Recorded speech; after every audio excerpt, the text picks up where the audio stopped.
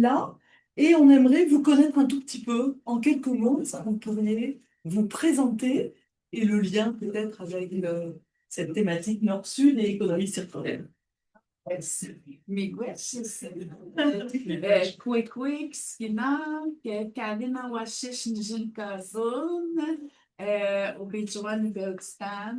Donc, je m'appelle Karina Washish, je suis de la nation Atikamekw, je viens de la communauté d'Obidjouan en Haute-Mauricie. Et moi, je porte plusieurs chapeaux, là, fait que, je peux déjà, je suis en train de terminé ma thèse de doctorat en sociologie à l'Université Laval et je suis aussi cofondatrice d'une coopérative de solidarité autochtone qui s'appelle Coop Nitaskinan. Nitaskinan qui veut dire notre territoire en Atikamekw. Et ben, c'est ça. Je fais d'autres choses, mais je vais m'en Oui, moi, c'est Marie Carrasco Restapero. Je suis cofondatrice et co-directrice de notre coopérative de solidarité à Montréal qui s'appelle Les Valoristes, coopérative Les Valoristes. Voilà, la coopérative, c'est une coopérative de ramasseurs de contenants consignés. On est une coopérative d'EHPAD. Les gens qui travaillent dans notre coopérative, c'est des gens qui ont ramassé dans la vie ou continuent à ramasser et ils connaissent très bien cette réalité. Nous avons créé les premiers points de dépôt du Québec il y a près de 15 ans. Voilà, où les gens pouvaient apporter leur contenant consigné et se faire rembourser. On a fait ça à cause que ça fait 15 ans, la consigne était pour être abolie. On voulait qu'elle ne soit pas abolie, on voulait son élargissement et on voulait une place qui pouvait donner les services appropriés aux gens qui font de cette activité leur métier principal. Puis voilà, on est un point de dépôt pas vraiment automatisé, on fait le travail de façon manuelle. Merci. Et bonjour à tous, Alidou Ouedraogo, professeur de management à l'Université de Moncton. J'ai beaucoup travaillé d'abord sur les alliances stratégiques. Ça a été le titre de ma thèse de doctorat. Mais dans les années, début des années 2000, et ces années-là, c'était la coopération entre les entreprises occidentales et les entreprises locales en termes de transfert, par exemple, de technologie, en termes de savoir-faire et en termes également d'outils ou également du management. Donc, l'idée, c'est de dire, ben, ce qui vient du Nord, ben, c'est la chose à faire pour se développer donc, dans les pays du Sud. Donc, moi, je travaillais là-dessus et puis je croyais que c'est ce qu'il fallait faire. Et là, après mon doc, j'ai commencé à enseigner des cours classiques de management, de stratégie. Après, je me suis rendu compte que, au fait, ce qui se fait au Sud peut être intéressant également pour ceux du Nord aussi. Parce qu'on a des pratiques, on a des comportements donc, qui peuvent servir également donc, les sociétés du Nord, surtout quand on voit un peu tout ce qui a trait à l'économie circulaire, au développement durable. Et donc, c'est pour ça que je commence à m'intéresser à ces aspects-là. Donc, l'idée, au départ, qui était basée sur la performance, la productivité, ben, c'est un peu l'inverse. On relativise tout et on voit comment on peut normaliser les choses sans nécessairement détruire euh, ce qui était le cas pendant longtemps. Voilà un peu ce qui m'a amené un peu à l'économie circulaire, au développement durable. Alors, moi, c'est Betty Cal. Je suis étudiante en maîtrise recherche de génie biomédical à Polytechnique Montréal. Je travaille sur le reconditionnement des consommables plastiques de laboratoire en vue de les réutiliser au lieu de les jeter parce que souvent, c'est single use. On se dit qu'on veut lutter contre tout ce qui est changement climatique, mais en faisant nos recherches, on pollue beaucoup. Et je travaille sur ça présentement. Mais bien avant, j'ai eu à faire de l'entrepreneuriat social, notamment avec Enactus pour le cas du GIE Fabec que j'ai eu à présenter ce matin. Donc, Je suis passionnée de développement durable et c'est vraiment en travaillant dans le développement durable avec ces femmes-là que j'en suis venue à me spécialiser davantage sur l'économie circulaire et je porte aussi une casquette d'entrepreneur et de coach en entrepreneuriat. Donc, voilà. Merci. Bonjour à toutes et à tous. Je suis Michèle Mongaud-Desveuges. Je suis enseignante-chercheur en économie de l'innovation au sein de l'UNI Saint-Étienne. Et je m'intéresse à la manière dont les innovations émergent, sont adoptées et se diffusent, notamment sous la contrainte réglementaire, mais aussi la contrainte structurelle. Et donc, l'économie circulaire, dans ce cas, moi, je l'adopte, enfin, je l'analyse un peu avec une entrée un peu transversale à travers l'innovation. Sous la contrainte structurelle, eh bien, on va voir des pratiques de circularité qui sont plutôt jeunes, et puis sous la contrainte réglementaire, on va voir émerger une circularité qui va être prescriptive. Là, un peu la manière dont moi je vais aborder la question de la circularité. Ah ben oui, c'est fort intéressant. Tu veux rebondir? Ben non. Et j'oublie notre collègue de Colombie. Vas-y. Oui, salut. Vous m'écoutez bien? Oui, Parfait. Ouais, bonjour. Bueno. Je m'appelle Sandra Bautista, je suis de Colombie. J'habite la ville de Bogota, que c'est la capitale. Je travaille avec l'Université centrale, c'est une petite université au centre-ville.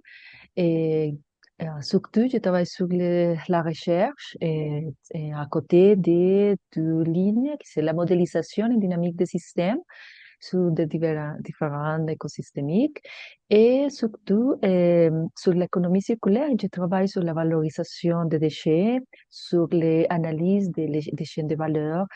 Je travaille aussi sur les personnes qui travaillent comme sur le recyclage, mais pas exactement les entreprises, sinon des autres acteurs qui travaillent autour de l'approvisionnement, le tri, etc., de déchets. Avec mes étudiants, je fais des différentes approches sur le terrain sur ce sujet. Et actuellement, je travaille avec un projet Erasmus on fait une approche comment pouvoir améliorer la transférence de connaissances et des technologies entre des entreprises et l'université et comment pouvoir faire des pilotages et euh, fortifier ces relations entre ces différents acteurs, et surtout dans le niveau Bogota, Colombie, mais aussi on apprend des expériences de Chili, d'Argentine et de la France et de Portugal. Et je crois que c'est surtout pour ça. peut-être une autre tournée de questions sur... là, on a beaucoup échangé sur des différences géographiques et culturelles. Mais qu'est-ce que ces différences révèlent, selon vous, comme angle mort ou comme problème ou comme zone non étudiée? Qu'est-ce que c'est une grande question, hein? Mais qu'est-ce que ça fait émerger chez vous? Ben, Oui, prends vas-y. ben, c'est une bonne question, mais en même temps, je trouve que ça m'interpelle énormément parce que je suis quelqu'un de nature, puis tu sais, j'ai oublié de faire mon lien avec l'économie circulaire, mais moi, j'ai une formation vraiment très classique en administration des affaires. Donc, j'ai acquis des connaissances très tu sais, normées hein, dans les sciences de la gestion. Et c'est plus tard, en fait, à la maîtrise, où là, je me suis intéressée, bon, je suis tombée un peu dedans, mais le modèle coop, l'économie sociale, et, mais tout le temps, je questionne les connaissances. Tu sais, je l'ai déjà dit quelque part, mon grand-père, son surnom, c'était Oumsio en Atikamekw. Ça veut dire hibou. Donc, c'est d'avoir les yeux qui tournent, qui voient tout autour et dont les angles morts, justement. Puis je pense que j'ai toujours été comme ça, à essayer de regarder tous les aspects, peu importe. Puis je pense que dans les sciences, on doit le faire. Puis tu sais, on appelle ça l'interdisciplinarité. Puis, bon, Bref, fait que, tu sais, dans tout ça, cette réflexion-là, c'est de revoir, et bien sûr avec ma culture et puis sur une perspective autochtone, bien entendu, c'est comment on peut questionner ou concilier les deux visions, que ce soit une vision purement autochtone versus une vision plus occidentale de l'économie, hein, certainement. Puis je pense que, tu sais, quand on regarde des modèles des coopératives ou de l'économie sociale, et bien sûr des modèles d'entreprises alternatives, qui ce soit féminin, culturel ou même circulaire, ben c'est sûr que c'est tous des types des modèles qui m'ont bien sûr interpellée. Puis plus précisément par rapport à l'économie circulaire, en fait. Puis, tu sais, je connais les principes, la base de cette économie-là, basée sur tous les liens industriels, les symbioses industrielles, la réutilisation dans la chaîne de valeur et bien sûr, de comment trouver des façons de réutilisation et tout ça qui, pour nous, on dirait, ben, en général, ou plus aujourd'hui, on dirait que c'est des nouveaux économies. Mais pour nous, les Autochtones, c'était pas une nouvelle économie, en fait. C'était un fondement, en fait, d'utiliser les ressources et de ne pas la gaspiller. Et donc, ça, c'était déjà fait. C'était déjà des pratiques, hein, tu sais, traditionnelles. Mais mais encore, je pense, tu sais, dans les termes des circulaires, on entend ce mot de circularité, de circulation, de cercle. Puis j'ai le goût, en fait, d'élargir un peu plus cette conception-là de l'économie circulaire et de la faire, sans dire éclater, mais de l'avoir un peu plus globale, plus large et se dire que au-delà de la réutilisation des ressources, puis est-ce qu'on pourrait aussi aborder la notion de circularité, mais aussi dans la notion de circulation des savoirs, dans la notion aussi de circuit, tu sais, du principe à la base qui est la circularité, dans l'esprit d'échange, dans l'esprit de coopération, dans l'esprit de dynamique sociale des communautés où, traditionnellement, avant qu'on soit absorbé par la culture de consommation, de capitalisme, etc., comment est-ce qu'on peut ramener et revenir à cette base même où les sociétés, les communautés interagissaient et il y avait une petite forme de solidarité. Puis pour les peuples autochtones, puis j'imagine pour beaucoup de peuples aussi, on a cette base-là. Puis je rajouterais peut-être un dernier point, un dernier angle peut-être qu'on pourrait aborder, c'est l'aspect éthique. Parce que, en fait, tu sais, on se dit que peut-être qu'il y a des gens qui vont dire ah, l'économie circulaire, c'est une économie noble et tout ça, mais non, je pense qu'il faut ramener l'éthique dans toutes les économies. Et dans le sens où, tu sais, le gaspillage, ça devrait plus être une voie. Ça, tu sais, donc, de ramener les. Parce que pour nous, les Premières Nations, quand on utilisait une ressource, il y a toujours ce lien avec le territoire, avec la nature. Et donc, quand on utilise une ressource, on sait qu'il faut le respecter. Il faut en prendre soin. On doit maintenir cet équilibre-là, le lien spirituel qu'on a aussi avec tous les êtres vivants, la biodiversité. Donc, je pense qu'il y a une notion d'éthique aussi à exprimer davantage. Puis je pense que par l'économie circulaire, on peut peut-être l'aborder. On le fait déjà coopération au niveau social. J'espère que ça donne quelques angles. Et un idéal. Oui, ben, ouais. Et d'où tu peux- Voilà. Euh, je l'entends parler, après je me dis, ben, c'est quoi ton origine? Je suis atikamekw. Non, non, je sais, je pensais que tu étais d'origine africaine. Non, parce que ça résonne. Mais oui, ça résonne parce que c'est exactement, c'est à peu près ce qui se passe un peu dans nos contextes. Donc, c'est pour ça que j'ai envie de dire que l'économie circulaire, pour moi, je ne sais pas qui a inventé ça, mais pour nous, c'est, j'allais dire, économie normale. C'est comme ça que l'économie devait fonctionner, si vous voulez. Donc, tu parlais tout à l'heure du gaspillage. Ben, ça, c'est un élément important. Chez nous, le gaspillage, surtout alimentaire, est proscrit. C'est pas possible.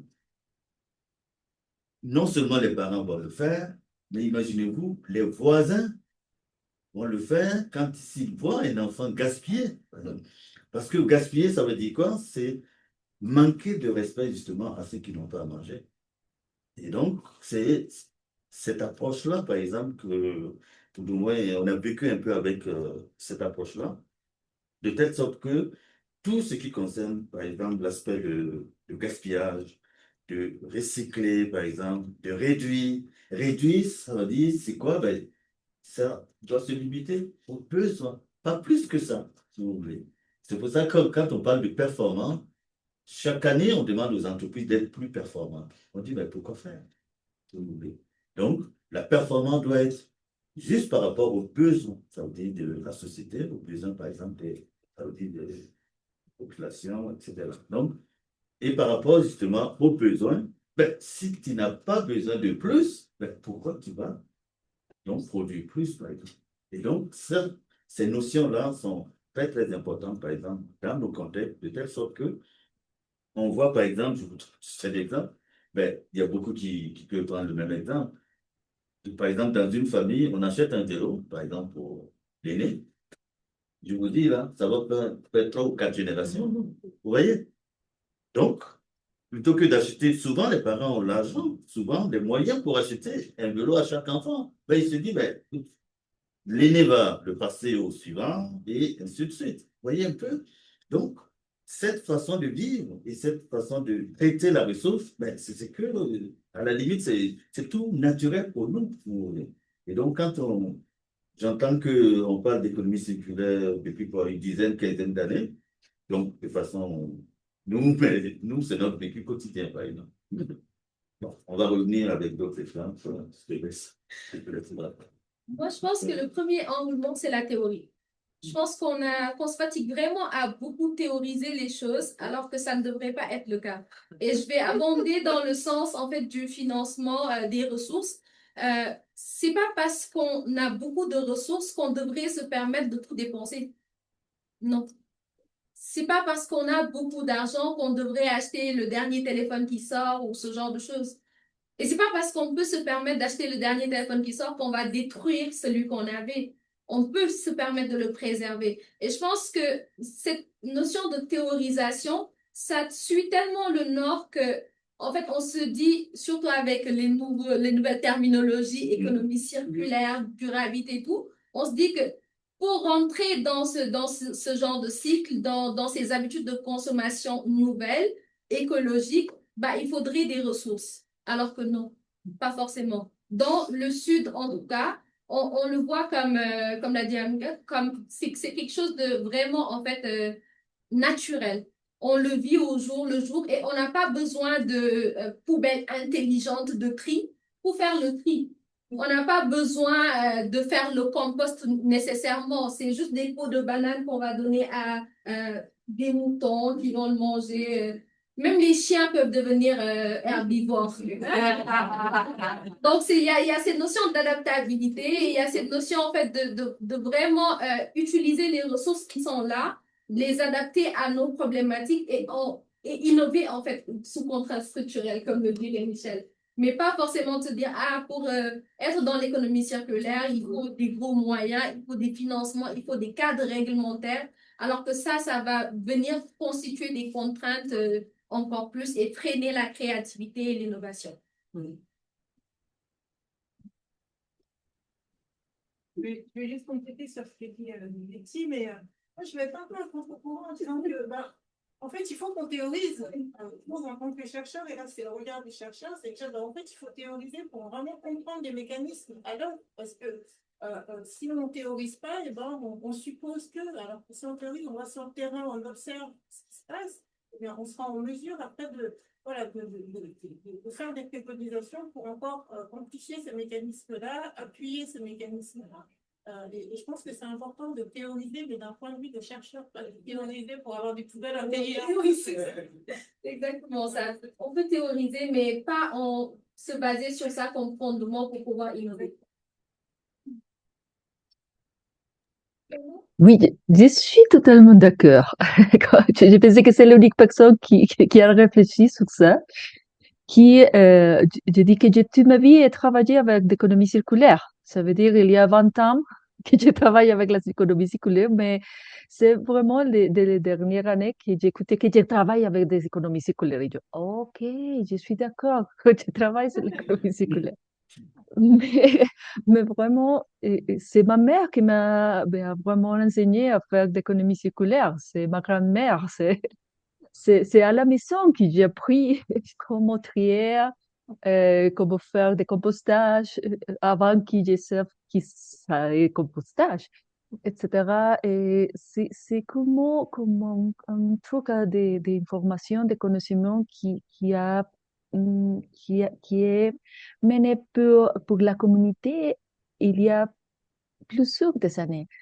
Et pour moi, c'est très intéressant qu'il s'y a théorisé que finalement, il y a un concept qui peut ajouter toutes des autres stratégies, je sais pas, les cleaner production, je sais pas, eco-innovation, je sais pas, il y a beaucoup de concepts qui a apporté à l'économie circulaire, qui finalement a montré l'importance, qui, comme l'autre collègue a dit, c'est comment l'économie vraiment devra développer un schéma durable. Parce que l'économie linéaire, c'est l'économie qui est, je sais pas, c'est comme naturel pour tout le monde. Et c'est vraiment pas naturel. C'est une économie sans logique, c'est une économie qui est ouverte, c'est une économie linéaire qui montre un poids initial, un poids final, mais c'est pas la réalité par exemple, les flux de matériaux, les flux de l'énergie dans notre planète, dans la nature, les écosystèmes, la biodiversité, etc. Ils sont des schémas, des chaînes, des cycles. Tout est un cycle. La propre vie, c'est un cycle. Et notre vie, c'est un cycle continu. Et c'est pour ça que je dis bravo pour finalement qu'il y ait une stratégie pour montrer que sa logique vraiment c'est plus proche à la logique naturelle de la vie. Et pour l'autre côté, c'est je peux noter que dans notre contexte, Colombie, de l'Amérique du Sud, les autres acteurs qui sont partis de l'économie circulaire, je dis, on dit recyclateurs, mais c'est les personnes qui trient, vraiment, c'est les personnes qui amènent les matériaux sur la route, etc. Si on les dit, vous savez qui est l'économie circulaire? Ils disent, oui, oui, oui, bien sûr. Je le fais toutes les journées. Je suis partie essentielle parce que c'est comme une intuition. C'est spontané, c'est attitude, c'est responsabilité avec comme on a un acteur qui c'est primordial. Et on dit que ça n'existe pas le recyclage sans le recyclateur, sans la personne qui vraiment peut être possible le recyclage. Et, et ça, c'est vraiment visible. Et autrefois, c'est notre réflexion qui en a apporté beaucoup dans notre contexte, c'est que Dans l'économie circulaire, ça existe déjà beaucoup de technification, des stratégies logistiques, de métrologie, de modélisation, etc., etc. Mais vraiment, l'économie circulaire dans notre contexte est autant sociale, plus qu'environnementale, vraiment. C'est plus la culture et comment c'est un défi vraiment essentiel qu'on travaille. C'est ce défi d'intégration, d'inclusion et de justice aussi. Et de pouvoir reconnaître vraiment qui sont les actions qui sont invisibilité en général dans ces grands schémas d'économie circulaire, mais qui sont essentiels pour pouvoir vraiment développer une économie circulaire. C'est ça que je veux rajouter pour l'instant. Je suppose que ça te parle, Marika, ça. Oui, c'est sûr. C'est sûr qu'il me parle. On travaille dans l'alliance avec des recycladores de Colombie, dans l'alliance internationale des récupérateurs, que je vais parler un petit peu tantôt. C'est du travail essentiel, c'est du travail invisible. C'est pas invisible, mais les gens semblent pas vouloir voir les déchets et pas vouloir voir qui travaille avec les déchets. C'est une des raisons pour laquelle on a créé notre coopérative. Sachez que quand j'ai arrivé au Canada, et j'ai vu, je suis brésilienne, by the way, ça fait 30 ans que je suis au Canada, et depuis toute ma vie, que je peux me rappeler, j'étais folle de déchets, je trouvais dans la plage, je disais, ça fait ça ici, tu sais, pourquoi du plastique déjà? Puis après quelques années, je voyais des gens qui récupéraient ça pour pouvoir faire une vie et en même temps étaient en train de faire un travail hyper important, anti-pollution, etc. Oui, social, pas juste environnemental. Alors c'est ça pour le moment. Mais ça me parle énormément, cette question du travail essentiel que ces gens font et comment ils sont comme souvent... anyway, on va parler tantôt. Je vais prendre pratiquement la balle au bon pour la suite. Là, on voit il y a pas mal d'enjeux. Il y a peut-être des éléments perdus au fil des décennies. Il y avait peut-être des choses qu'on avait, qu'on n'a plus. Et c'est un constat. Pour aller de l'avant dans les pratiques, sur quoi on devrait miser ou comment on devrait s'y prendre pour donner la place aux personnes autour du travail informel ou aux personnes invisibles ou invisibilisées pour se récupérer finalement l'état dans lequel on est puis aller vers des modèles qui sont plus circulaires. Ouais, alors, Michel. Pour donner la voix. Donner la voix. Donner la voix, c'est vraiment compliqué pour qu'on soit en mesure de nommer, d'identifier ce qu'ils font. Et quand on parle, par exemple, de circularité endogène, on reconnaît qu'il existe des formes de circularité qui sont là, qui sont intrinsèques, qui se font naturellement, au local, et qui se font de manière non intentionnelle, qui se font naturellement. Donc, dire que ça existe, finalement, c'est de reconnaître, de donner la voix à ces acteurs-là sur ce qu'ils font. Et si on reconnaît ce qu'ils font, on les met en lumière. Donc, ils ne sont plus invisibles, ils deviennent visibles. Après, on peut agir en direction de ces personnes. Donc, ça, c'est un premier point. Le deuxième point, pour moins les rendre invisibles, pour ne pas les rendre invisibles, il faut être en mesure aussi de mesurer. Qu'est-ce que ça apporte à ces personnes-là? Et donc, mesurer les bénéfices qui sont générés par leur activité. Et donc, sortir un peu de nos indicateurs standards de l'économie circulaire pour aller vers des bénéfices qui peuvent être sociaux, des bénéfices qui peuvent être en termes de résilience de ces personnes-là. Voilà, donc il y a des études qualitatives à faire, aller sur le terrain, interroger ces personnes-là, travailler sur la co-construction avec ces personnes pour les rendre visibles. Voilà, il y a deux niveaux, c'est nommer et puis mesurer. Je rebondis. En fait, moi, je pense que c'est très important, mais surtout, je pense, parce que tu sais, en ce moment, on est tous convaincus. Là, notre défi, c'est comment convaincre les non-convaincus. Puis je pense là-dessus, tu sais, là, on pourrait parler d'éducation, et tout ça, mais même là, quand ça, on voudrait bien, tu sais, avec les enfants dans les écoles, dans les programmes, maintenant, il faut convaincre les ministères de ce monde et les gouvernements de ce monde qui sont peut-être pas dans les convaincus actuellement. Donc, il y a aussi une réflexion sur comment communiquer. Puis peut-être aussi, puis ça, c'est pas juste par rapport à l'économie circulaire. Moi, je pense aussi au niveau de lutte aux inégalités ou plus d'égalité dans l'économie au niveau de la redistribution. Puis tu sais, ça fait pas vendeur parce qu'on va se faire traiter d'écolo, puis de woke, puis de ci. Donc, tu sais, il y a toute une finesse dans comment le communiquer, comment utiliser un jargon qui va résonner et sans faire être moralisateur, sans si. Fait que, tu sais, c'est vraiment marcher sur des œufs, mais je pense qu'il faut le faire, cette réflexion-là, parce qu'il faut, c'est à eux, c'est les non-convaincus qu'on doit brasser un peu. Quelqu'un aimerait réagir?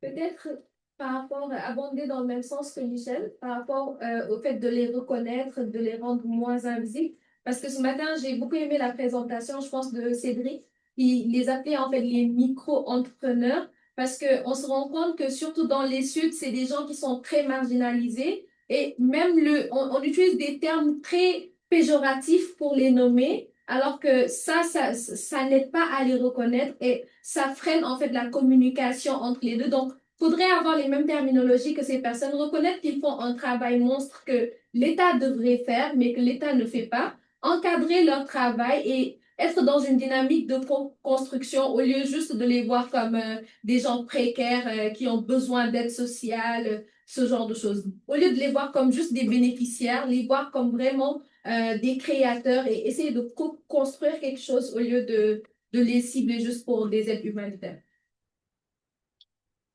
Oui, c'est un mot qu'on aime ça utiliser, la question des entrepreneurs. Hein, en effet, on est une coopérative aussi. On n'est pas boulot lucratif. J'aurais aimé, mais on ne pouvait pas. C'était tellement dur. On n'aurait pas réussi à arriver aujourd'hui où on est si on n'était pas sans boulot lucratif. Mais oui, fait que bon, dans le cas de la consigne, il y a toujours eu beaucoup de... c'est que le système là, a toujours oublié les valoristes. Les valoristes, c'est un générique pour un ramasseur. Il y a d'autres types de valoristes, mais c'est tout dans la gestion des matières résiduelles.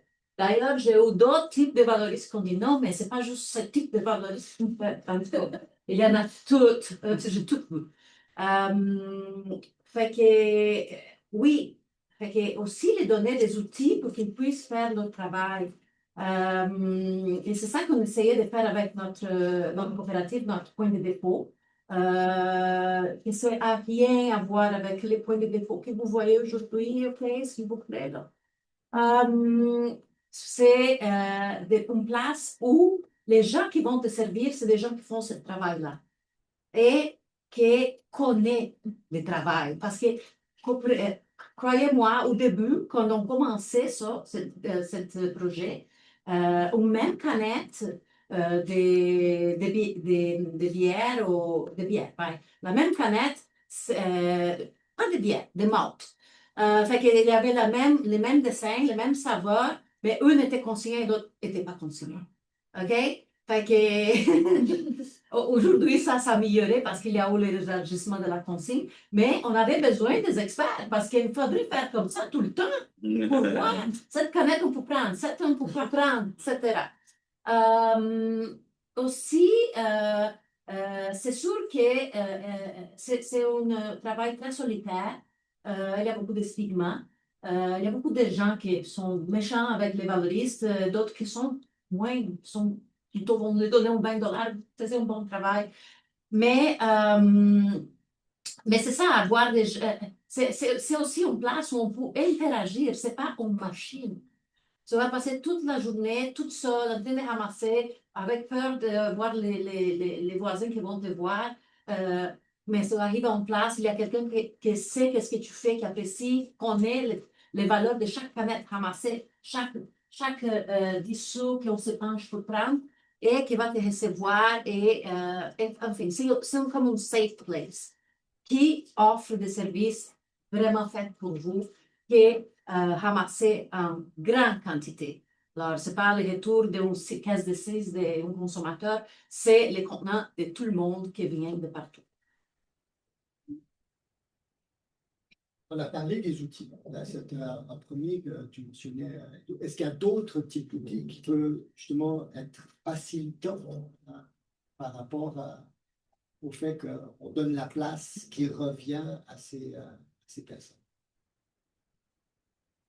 Ben, à l'heure actuelle, l'outil, c'est en ce moment, la société est en territoire numérique. Donc là, on vit presque la plupart de notre temps dans ce lieu numérique. Alors, comment maintenant, tu sais, il y a des algorithmes et tout ça. Je pense que si on pouvait en créer un qui va parler à tout, à un ensemble, peut-être que ça peut être une des stratégies. Puis là, je parle d'éducation générale, hein, d'éducation à la population. Parce qu'effectivement, je pense que l'idée, c'est pas, oui, de continuer à favoriser l'économie circulaire, mais je pense aussi, c'est de réduire à la source. Hein? C'est de ne pas arriver à sous-terre dans ce mode-là. Donc, je pense que l'enjeu, c'est de comment avoir une conscience individuelle, mais aussi collective sur, bon, on commence à en parler, notre impact environnemental et tout ça, mais de le faire encore plus. Puis je pense, tu sais, j'ai espoir parce que j'ai quand même espoir malgré tout parce que les jeunes, nos plus jeunes sont beaucoup plus sensibilisés, sont beaucoup plus conscients, euh, même anxieux.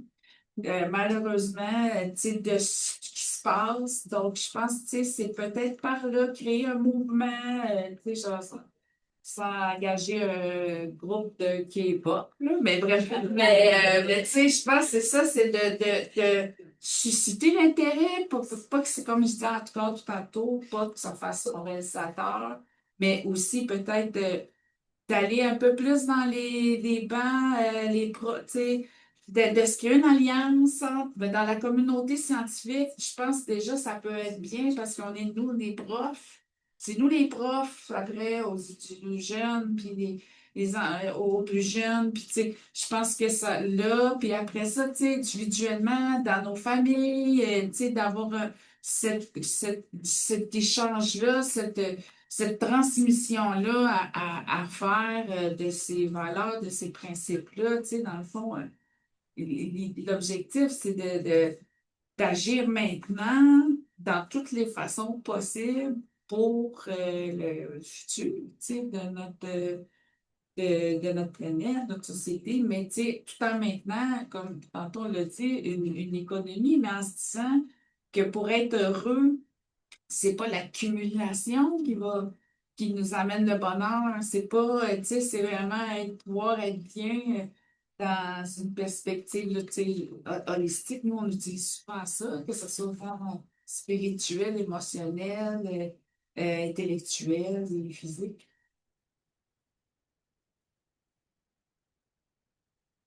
D'autres personnes auraient réagi.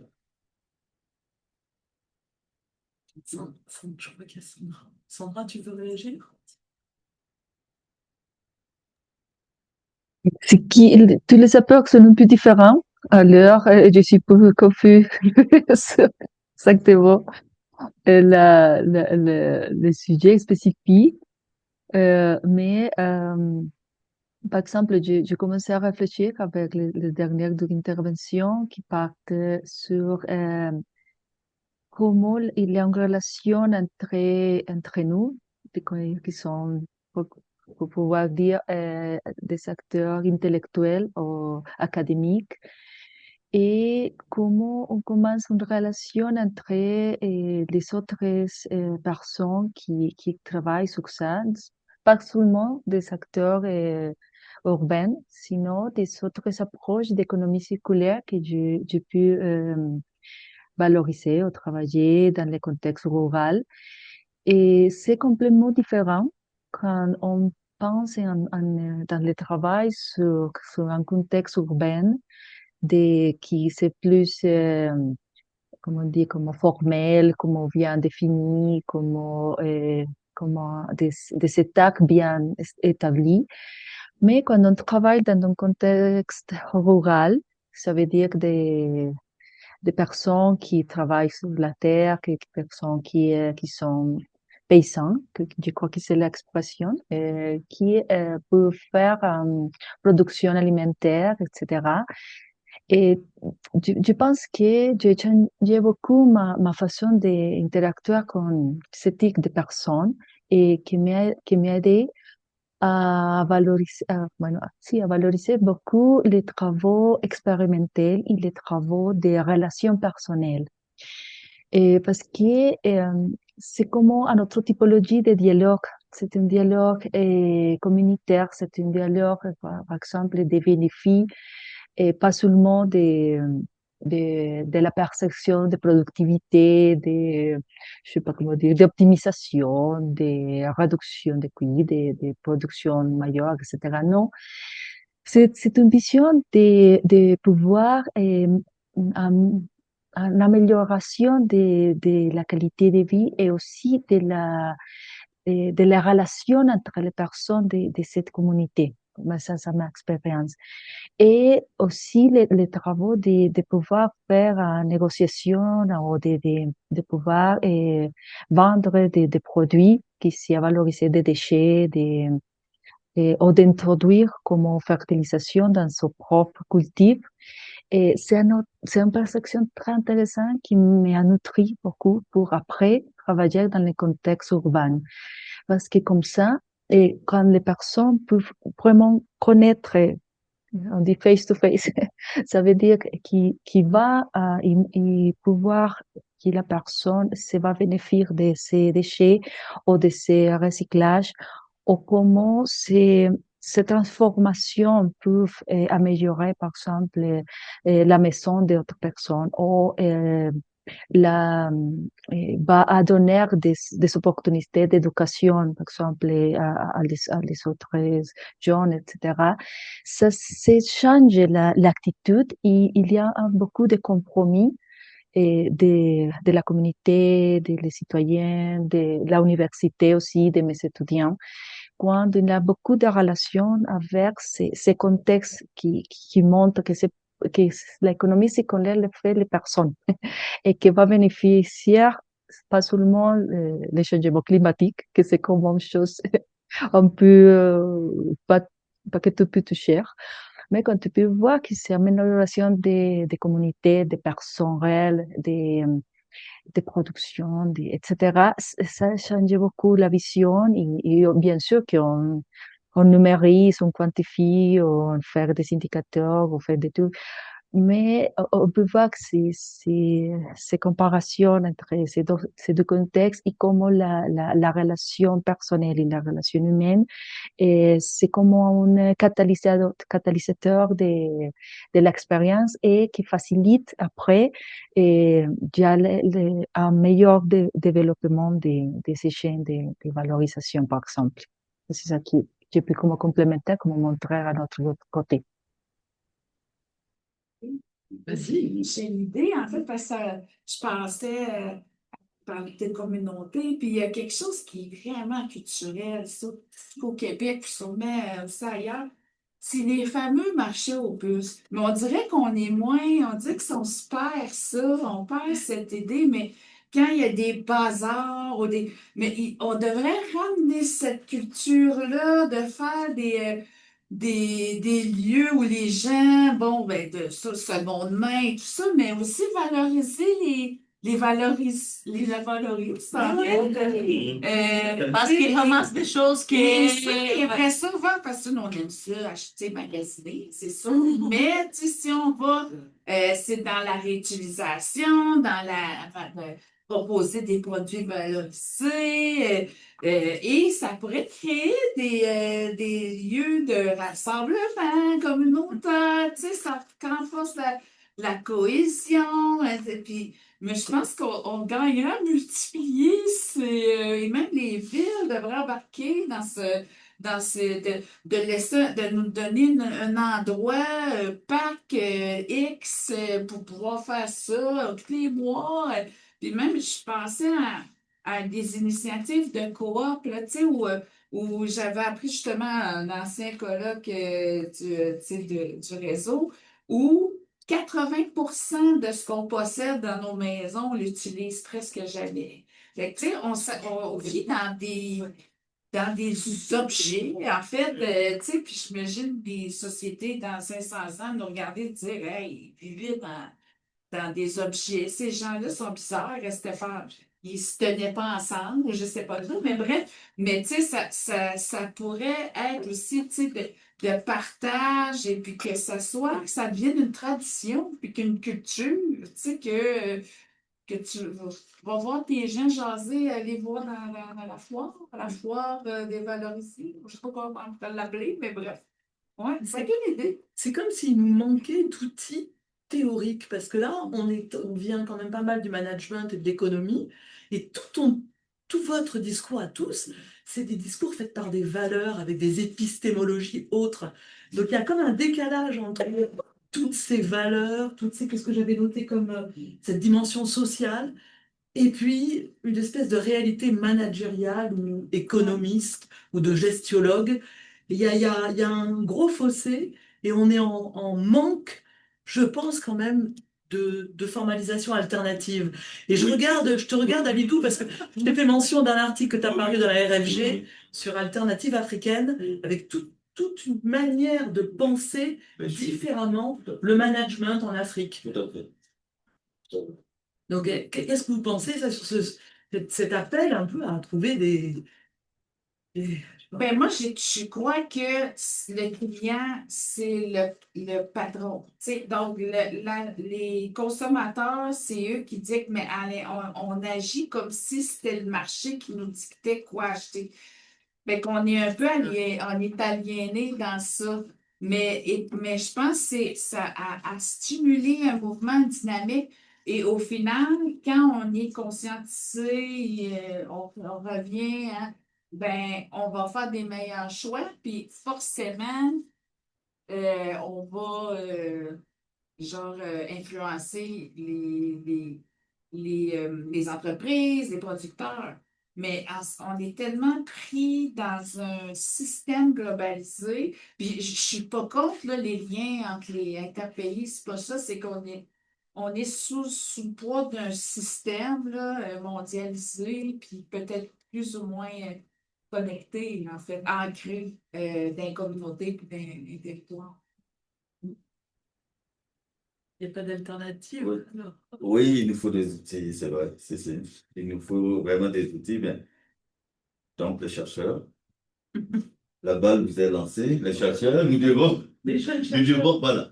Et les outils, c'est quoi? C'est pas prendre des outils développés, par exemple, dans les contextes du Nord et l'adapter.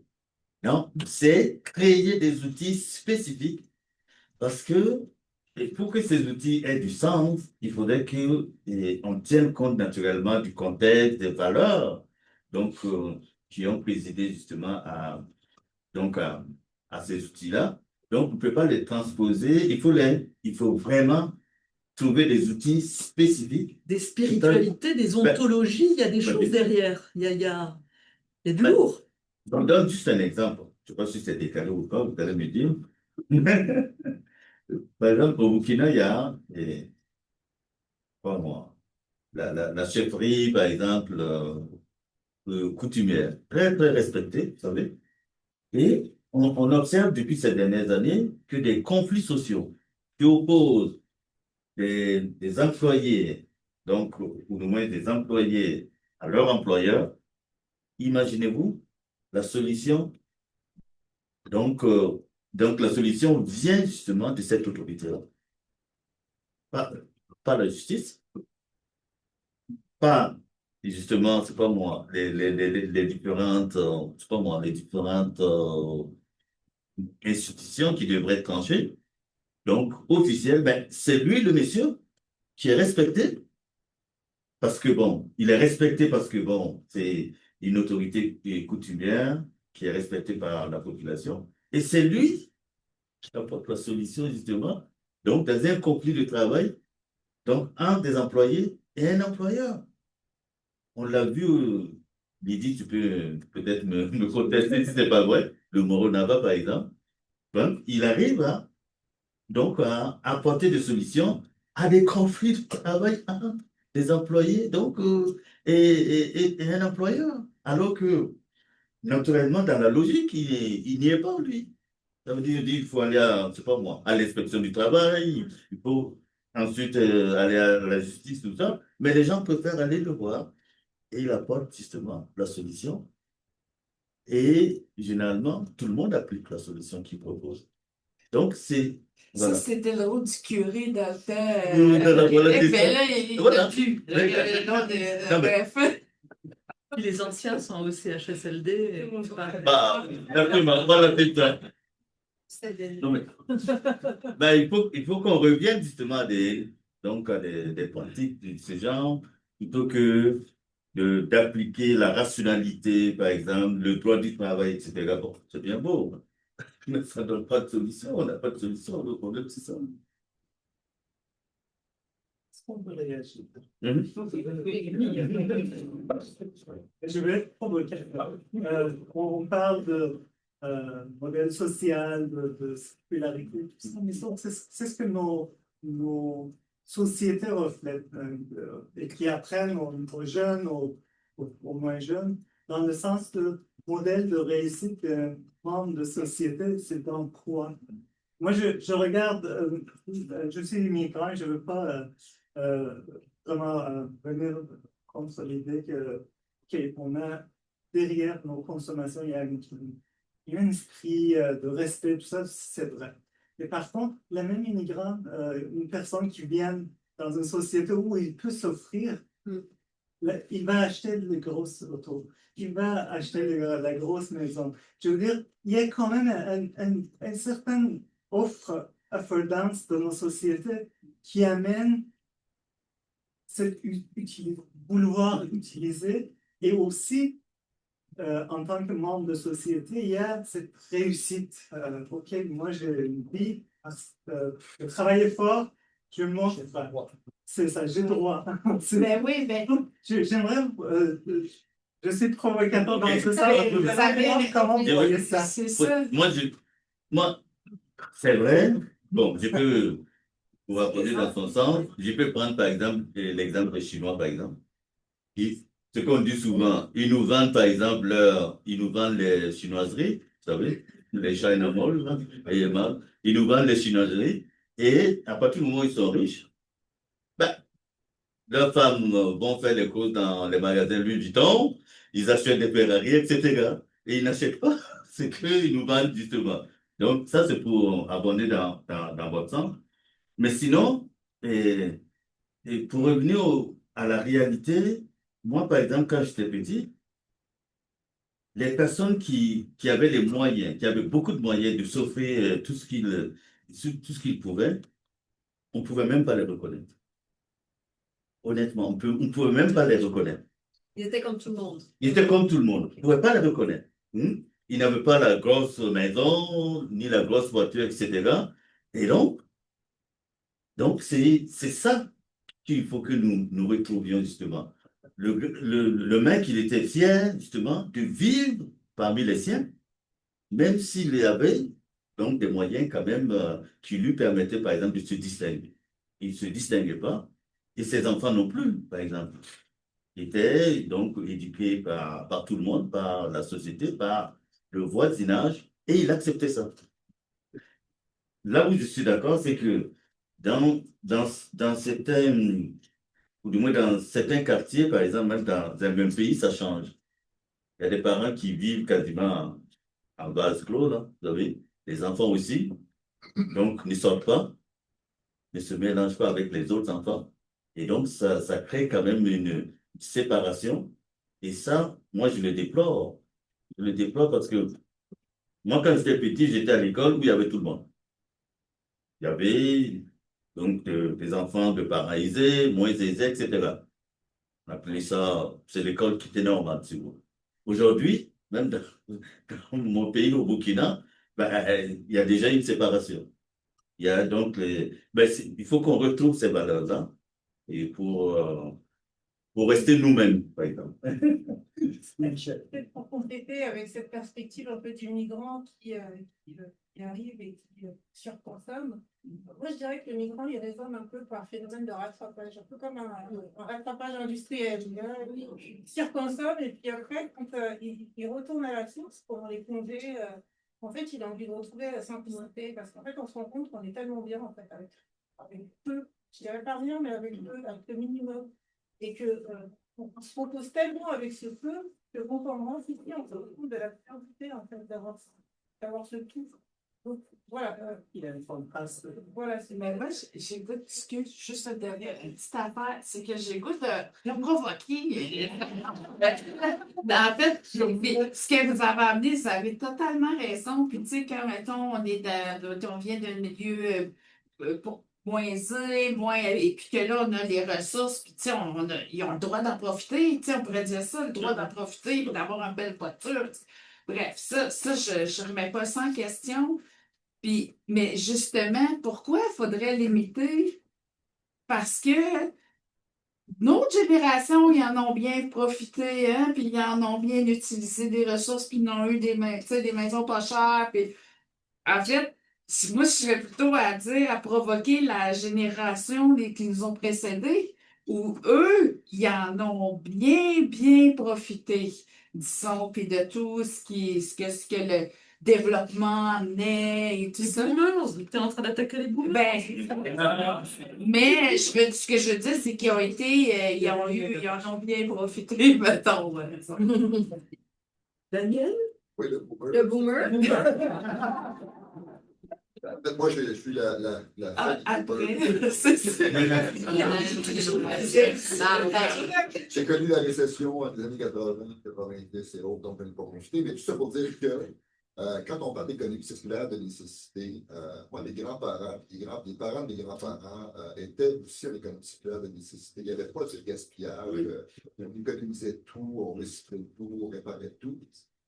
Mon grand-père maternel, moi, il était ingénieur électricien qui réparait les toasters et les pilules électriques de ses voisins. Et ça brisait moins aussi. C'était durable, ça t'offrait. Oui, c'est tout les... En fait, ce qui a changé le tout, c'est effectivement, à partir du moment où on est devenu un peu plus envoyé en tant que tel, on s'est mis à surconsommer. C'était aussi l'effet de l'ère industrielle dans les années 60-70 et 80 de propulser dans une économie de surconsommation en tant que telle. Donc, on avait déjà dans nos racines cette idée d'économie circulaire à la base de nécessité.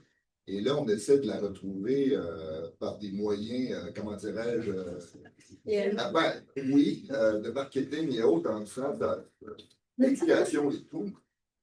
Mais moi, ce que je crains, en fait, c'est que les autres sociétés, moi, je vois peut-être qu'il y a des exemples où on cache sa richesse, ça ne veut pas dire qu'on ne gaspille pas. Là. Moi, je connais des Européens qui sont moins ostentatoires que les Nord-Américains quand ils sont riches. Ça ne veut pas dire que derrière, ils ne gaspillent pas. Donc, il faut faire attention.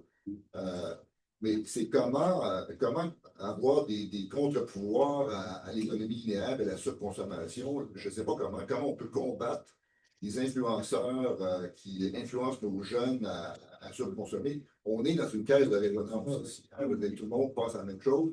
Mais on n'est pas du tout, on est marginalisé par rapport à ce qui se passe en dehors de... Alors, je pense que le discours d'économie circulaire, il faut le réorienter, tu en as parlé, Karine, tantôt, non pas sur les vertus environnementales, mais sur les vertus économiques. Le dernier rapport de la Fondation Hélène MacArthur, non, de Circle Economy, pardon, sur l'économie circulaire mondiale dit que la valeur perdue annuellement par l'économie linéaire, c'est 24 500 milliards d'euros par année. Ça, c'est tout ce qui s'en va dans les sites d'enfouissement, dans la pollution et tout et tout. Et juste, par exemple, au Québec, par année, le gaspillage alimentaire de fruits et légumes et de viande encore consommables, c'est 600 $ par année par ménage. C'est pas rien, là. On parle de que les gens n'ont pas les moyens de s'acheter de la bouffe et tout et tout. On gaspille énormément nos ressources alimentaires. Donc, l'éducation doit se faire plutôt par qu'est-ce qu'on peut économiser par une économie circulaire, qu'est-ce qu'on peut ramener dans nos poches comme argent, plutôt que les vertus environnementales. Je pense que l'économie circulaire nous donne cette double entrée par rapport aux vertus, si on veut, de la circularité à la fois environnementale, mais aussi économique. Et là, en ce moment, où les priorités environnementales sont au bas de l'échelle chez le citoyen, ben, je pense qu'il faut arriver avec un discours plus économique. Puis, si effectivement tout le monde participe à l'économie circulaire, ben, à ce moment-là, il y aura des bénéfices environnementaux qui vont venir avec, même si on ne les met pas en priorité dans la communication. Absolument. Je vois une question mais lève-toi peut-être, viens. Mais pour amener sur la notion de l'immigration, justement, moi, je suis d'une famille immigrante, puis mes grands-parents n'ont pas vécu dans le luxe, puis c'est pas facile d'arriver ici soudainement qu'ils pouvaient vivre le luxe. La seule raison pourquoi ils ont un triplex, c'est parce que dans les années 70, ça coûtait pas cher une maison en Montréal. Par contre, où je veux amener cette notion aussi, c'est qu'il y a toute cette notion de pari d'ancêtre. Quand on est une famille d'immigrants, souvent, qui ont été dans de meilleures conditions, c'est toi, ta job, c'est de bien réussir à l'école, c'est le beau travail, il faut que tu sois ingénieur, il faut que tu sois docteur, il faut que tu sois ci. Là, après ça, on peut espérer avec ça une espèce de mobilité sociale. Là, ça va créer cette abondance-là. Puis, ils vont avoir des belles grosses maisons, une vie familiale, toute la patente, le gros char, tout. Mais je pense que ça se perd sur plus long que juste dès qu'il y a un accès à la richesse, parce que ça se fait pas aussi bien ça, on est comme ça. Moi, je pense que vraiment l'économie circulaire, c'est pas pour tout le monde. Et que le caractère un petit peu exclusif existe. Tu sais, on prêche dans une chambre d'écho avec des gens qu'on connaît, mais effectivement, là, avec l'intervention de Mire, ça nous rappelle ça. Puis moi, je me souviens d'un reportage sur Radio-Canada sur les boutiques de seconde main. Alors moi, je faisais mon blabla, c'est super bien, économie circulaire. Et puis après, j'avais dit à la journaliste, il y a aussi des gens qui ne peuvent pas se payer, qui vont dans les boutiques de seconde main. Et pensez à, par exemple, des itinérants. Eh bien, ils avaient fait le montage, je parlais, gna gna gna. Juste après, tu avais un itinérant qui disait « Mais moi, tous les jours, j'en fais de l'économie circulaire. » Mais moi, ça, c'est encore de dire une économie de pauvres. Moi, là, je suis tannée de ça. Tu sais, même en école sociale, on entend ça. Puis, tu sais, c'est vraiment, tu sais, encore, c'est un peu du snobisme de cette élite d'économie qui font des millions, des milliards. En tout cas, bref, c'est correct de faire de l'argent, en fait. Ça va, mais c'est ça, c'est comment l'utiliser. Fait qu'il y a vraiment. Fait qu'il faut réfléchir à comment le parler. Puis, tu sais, même encore les journalistes, là, ils ont tout démonté. C'est ça. Fait que, tu sais, je pense qu'il faut être dans la créativité de comment Les outils. Puis surtout, tu sais, oui, on aime faire des recherches et tout ça comme on parle, mais ça, c'est aussi mon autre voie, je dirais, c'est comment on amène la science, les savoirs, et on le communique à tout le monde, parce que encore là, tu sais, quelqu'un qui vient d'un lieu défavorisé, tu sais, je prends l'exemple de ma communauté, tu sais, je vais leur dire économie circulaire, ils comprennent rien là, de quoi je parle. Ou même dans, tu sais, c'est pas tout le monde qui comprend ça. Bref, il faut trouver oui, développer des connaissances, mais c'est de comment le rendre aussi après. Peut-être juste demander à Sandra si elle avait quelque chose à ajouter, sans obligation, Sandra. Et il y a un mélange des idées. C'est très intéressant d'études Et la conversation s'est développée d'une façon très intéressante parce qu'il s'est introduit des nouveaux sujets et des nouveaux aspects et des côtés qui vraiment m'a poussé à réfléchir parce qu'il y a son division est vraiment différente. On sait que les contextes et les cultures, c'est une implication très intéressante dans la vision de l'économie circulaire et quelle signification ça peut vraiment décaler à les différents niveaux. Parce que on commence à parler, comme on dit tout à l'heure, qui c'est comment un côté fashion, un côté green, un côté cool qu'on peut voir. Mais c'est génial, pour moi c'est génial. Si tout le monde parle de l'économie circulaire, quelque chose va passer, ou quelque chose va simplement réfléchir, et c'est bien. Mais c'est vraiment intéressant de savoir qui c'est l'autre côté qui montre comment l'économie circulaire se peut vivre jour par jour, action par action, et pas seulement les choses que tu montres dans Facebook ou dans Instagram, ou, je sais pas, LinkedIn qui je porte, mais c'est des actions qui sont réellement qui changent des attitudes. Par exemple, il y a une réflexion que je veux partager qui c'est un peu valoriser un peu plus les savoirs qui sont traditionnels de notre communauté et aussi un renforcement de comment un changement de regard. Ça veut dire changer un peu la perception sociale et comment augmenter la sensibilisation de les publics, par exemple, de les personnes normales, qui travaillent à la maison, ou qui partent, ou qui sont professeurs, etc. Mais comment sensibiliser sa façon de regard à les personnes qui travaillent avec des déchets. Parce qu'il y a vraiment comment une implication négative quand les personnes disent qu'ils travaillent avec les déchets. Au début de mes travaux professionnels, j'ai travaillé avec des reçus et ma mère m'a dit, mais comment tu vas travailler avec des déchets organiques, l'odeur c'est horrible, qu'est-ce que tu fais si tu es ingénieur?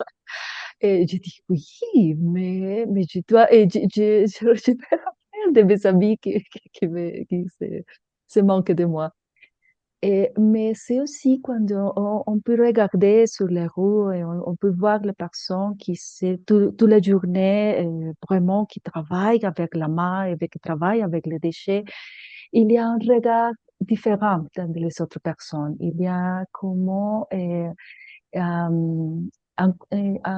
changement de voir la contribution positive que ces recyclateurs peut apporter vraiment à valoriser ces typologies de déchets. Et c'est un travail vraiment fort, vraiment dur. Ça a évolutionné, si. Ça a changé un peu, si. Ça c'est vrai, mais pas suffisamment. Parce que ces reconnaissements, ces travaux organisationnels, ces capacités techniques qui a changé. On dit qu'actuellement, par exemple, existe des recyclateurs de troisième génération. Ça veut dire qu'il y a plus de 50 ans qui travaillent dans ces choses. Par exemple, on va faire une rencontre en juillet, ici en Bogota. On a invité ces personnes qui sont de troisième génération de recyclateurs. Il parlait comment il a travaillé avec son père, son grand-père, etc.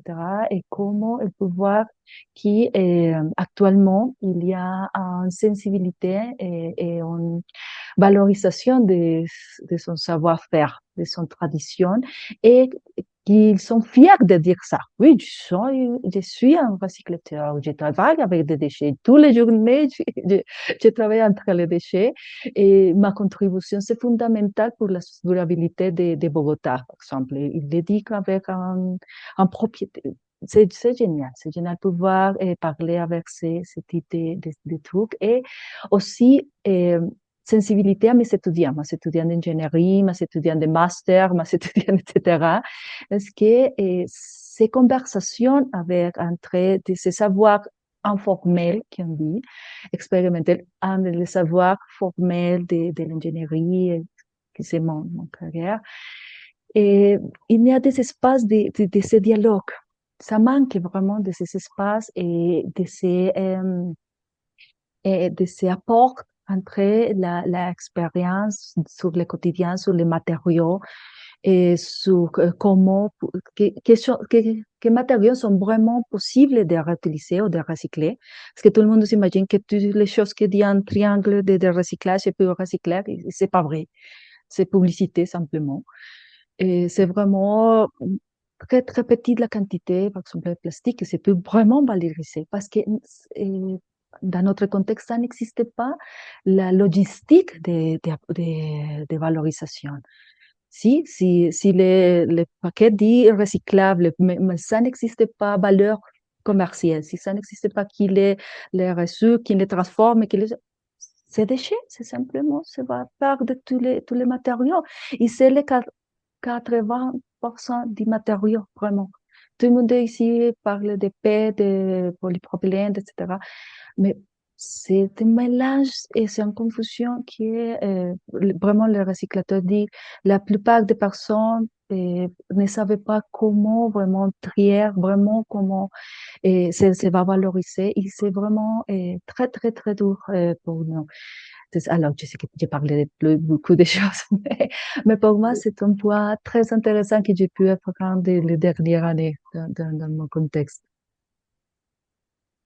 Moi, j'avais entendu d'une organisation qui font justement de la collecte dans des événements, tu sais, le Grand Prix de Montréal et tout ça, puis il fait de la collecte euh, pour justement revendre et tout ça. Il connaissait tous les codes des matières. Puis pour lui, puis ça m'avait marqué, pour lui, le dépotoir, c'est un gisement. Donc, tu sais, déjà ce jargon-là, puis de dire qu'il y a de la richesse dans les dépotoirs, puis je pense que ça fait écho, tu sais, à tous les valoristes qui ont su ça, qui ont vu ça. Je pense qu'il y a peut-être, puis peut-être la science peut peut-être plus nous aider aussi justement à comment caractériser mieux les matières pour comment est-ce qu'on peut innover, trouver des nouvelles, être ingénieux dans l'utilisation parce que puis il faut le faire maintenant parce que là, il y a tellement de forte pression sur les ressources naturelles. Puis quand on a des dépotoirs qui se remplissent, puis il y a de la matière disponible qui pourrait être utilisée dans la transformation, même dans la production d'énergie, tu sais, et dans même, bref, là, on a besoin de la relève, justement, des ingénieurs, pour justement penser à l'utilisation de ces matières, ces ressources-là et trouver des procédés. Puis ensuite, nous, tu sais, bon, les économies ou les profs des sociaux et tout ça, c'est comment après ça créer des dynamiques sociales, et après ça, influencer les gouvernements à justement à favoriser, créer des politiques qui vont favoriser ça. Fait que, tu sais, c'est oui, toute une transformation sociale à avancer, mais je pense. Et les gouvernements de proximité, Oui, moi, je crois comme les, beaucoup, je crois beaucoup au développement local. comme les municipalités. Ouais. Les régionales, puis après ça, on se met en réseau international, mais tu sais, il faut. Puis moi, je suis entrepreneur collectif, l'autonomie, hein? L'autonomie, d'être autonome en nous, dans nos communautés, je pense que c'est ça aussi, ça peut être une direction. Puis ça, il faut attendre, tu sais, moi, je suis une coop, là. Je ne dépends pas de l'État ou de ce que je suis souverain. On est souverain. À certains égards, ma thèse de doctorat, c'est l'autodétermination par le modèle coopératif. Fait que, bref, mais je pense que c'est en s'organisant, des petites entreprises comme ça, ben, petites et grandes, qui peuvent devenir grandes, mais c'est de favoriser puis de se créer en alliance, c'est continuer des réseaux, puis de se tisser, puis de s'allier. C'est ça. on s'est réapproprié sa consommation, pour qu'on se réapproprie ses déchets aussi. Oui, j'aimerais parler un petit peu, mais ça touche que le Québec, mais je vais commencer avec l'Alliance internationale des récupérateurs. International Alliance of Waste Pickers, ça c'est le nom international qu'on a tous adopté de façon... Merci.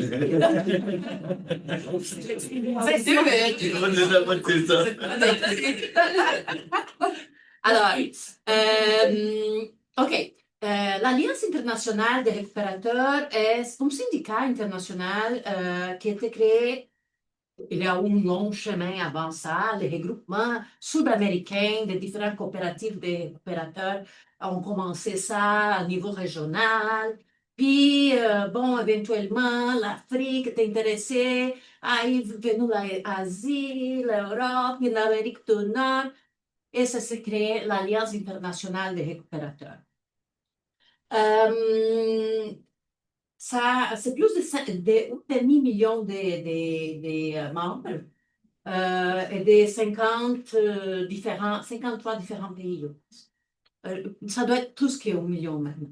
Il y a un potentiel de 20 millions dans le monde. Alors, nous, on était... l'Alliance internationale, elle a fait partie du traité de las Nations Unies pour la pollution plastique. Et nous, on était invités à participer à Montréal, Port des valoristes.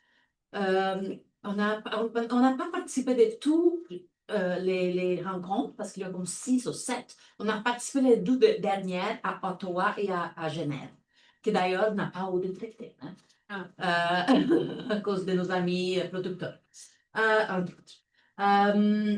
Puis la raison pour laquelle on allait dans ce traité, c'est parce que 60% de tous les plastiques qui est récupéré pour le recyclage dans le monde parvient de les mains des récupérateurs informels dans les coopératives. 60%. OK? C'est énorme, right? Mais il y a un traité qui est en train de se faire qui est si on ne va pas, on n'est pas invité non plus, là. On est important acteur là-dedans. Fait que, bon, on a réussi à participer dans toutes les rencontres. Et une des choses qui pour nous, c'était hyper important, fait que ça joue dans tout ce qu'on dit, que comment on fait pour aider les récupérateurs, les valoristes, whatever. Ici, il y a des pistes. Alors, dans ces rencontres-là, dans nos présentations, dans ces rencontres-là de ces traités, c'est pas dénoncé, mais on parlait beaucoup de la REP, responsabilité élargie des producteurs. Ça, c'est un modèle de loi de plus en plus utilisé partout dans le monde pour encadrer avec des lois la gestion des matières résiduelles. OK? Fait que ça encadre la gestion des matières résiduelles avec les industries. Le gouvernement dit l'industrie maintenant, tu as produit ce produit et vous avez besoin de recycler ce produit à la fin de vie. Fait que l'idée, elle est bonne. La REP, elle n'est pas mauvaise en soi. Okay? C'est mauvais comme ici au Québec. Quand on décide de faire une REP comme consignation qui va de haut en bas et qui ne pense pas aux usagers de ce système. Ils sont là pour éviter des coûts, ou peut-être faire des profits, sont pas supposés, je ne sais pas. Mais c'est sûrement pas un système qui pense aux usagers, ne pense pas aux valoristes, puis même les citoyens en général, je dirais, parce que accessibilité, la technologie, c'est trop, on n'est pas contre, mais c'est trop, là.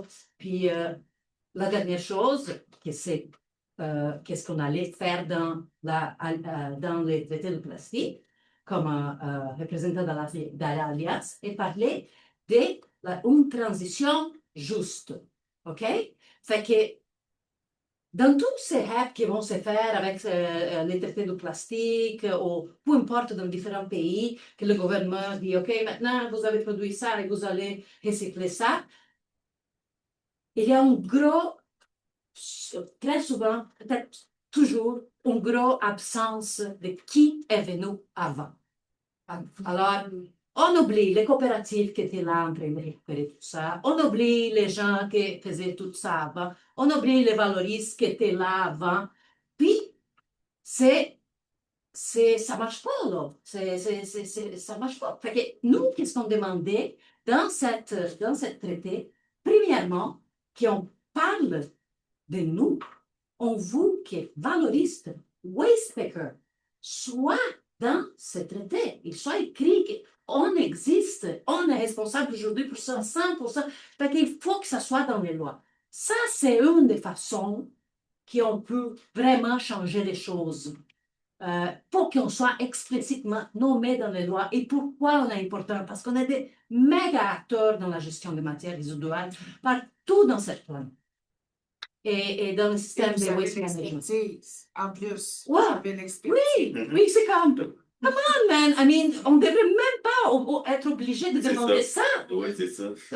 C'est comme, ça va de soi, mais non, tu sais, on oublie. Et c'est ça qui est arrivé ici au Québec, au moins avec l'accord de valoristes. Nous, on est aujourd'hui dans un champ gris, là, mais on trouve qu'est-ce qui se passe avec Consignation, je ne peux pas parler pour tout le Québec, mais pour Montréal, là, c'est vraiment pas bon. C'est pas fait pour les gens qui l'utilisent le plus. Et malheureusement, quand il y a eu des commissions parlementaires là-dessus, on n'avait pas cette connaissance. Sinon, on aurait lutté pour que notre nom soit dans les règlements. Parce que, dernière chose que je veux dire, tout qui s'est récupéré hors foyer, tout qui ne serait pas dans les recyclages que vous mettez dans la rue, que peut-être on valorise, va passer chercher ou non, tout qui est par terre dans les parcs, dans les poubelles publiques, tout ça, la seule chose à recycler, c'est les contenants à boissons. Et c'est ramassé par des valoristes. Le reste, ce n'est pas la faute des municipalités, des hyènes, c'est parce que tu ne peux pas recycler si c'est contaminé. Les gens mettent n'importe où, n'importe où, aujourd'hui même, ils le font. Fait que voilà, on est des acteurs hyper importants dans le système de matières résiduelles. Merci. Les passionnés. Non, passionné. Ah oui, la passion. Bon, je pense un beau mot de la fin. C'est vrai que les dispositifs institutionnels, quand ils ne sont pas rentrés sur le terrain, ça peut créer des effets rebonds, non, c'est pas vrai, ou des effets. Mais merci beaucoup pour cette magnifique table ronde. Peut-être que Mathias, tu voulais dire. Mais non, je trouve qu'arriver après le dernier mot de Marie-Pierre. C'est vrai. Merci à vous toutes et à vous tous pour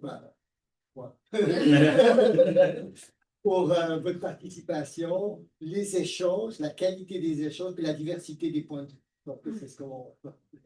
Merci encore.